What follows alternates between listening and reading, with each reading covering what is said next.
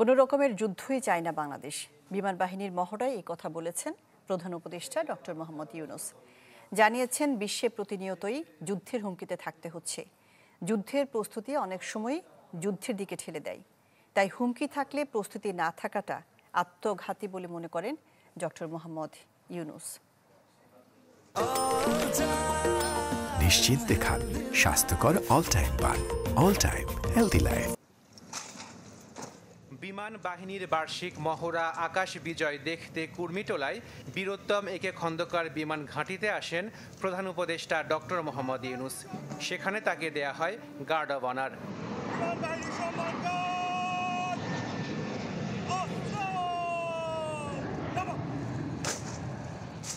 বিমান বাহিনীর সদস্যদের উদ্দেশ্যে দিক নির্দেশনামূলক বক্তব্য দেন প্রধান উপদেষ্টা।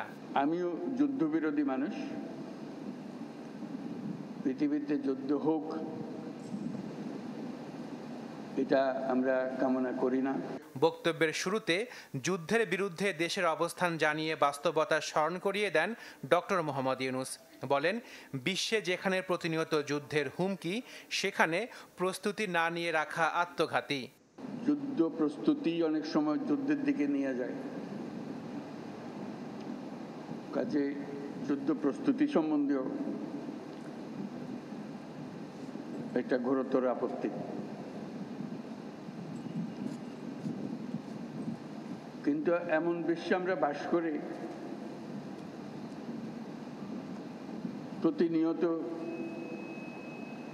যুদ্ধের হুমকি আমাদের ঘিরে থাকে। প্রস্তুতি না নেওয়াটা আত্মঘাতী। প্রধান উপদেষ্টার প্রত্যাশা, ঐক্যবদ্ধ চেষ্টায় বাংলাদেশ নিরাপদ ও শক্তিশালী হবে। দেশের সার্বভৌমত্ব ও স্বাধীনতার প্রতি যে কোনো চ্যালেঞ্জ মোকাবেলায় একটি আধুনিক ও সদাপ্রস্তুত বিমান বাহিনী গড়ে তোলার লক্ষ্যে আমাদের প্রচেষ্টা অব্যাহত থাকবে। আমাদের সকলের ঐক্যবদ্ধ প্রচেষ্টায় আমরা একটা নিরাপদ, উন্নত ও শক্তিশালী বাংলাদেশ গড়ে তুলব। এর আগে আকাশ বিজয় 2025-এর মহড়া প্রত্যক্ষ করেন প্রধান উপদেষ্টা। সেখানে আকাশ প্রতিরক্ষা ব্যবস্থা সহ সব ইউনিট অংশ নেয়। আশিকুন প্রিন্স, চ্যানেল 24, ঢাকা।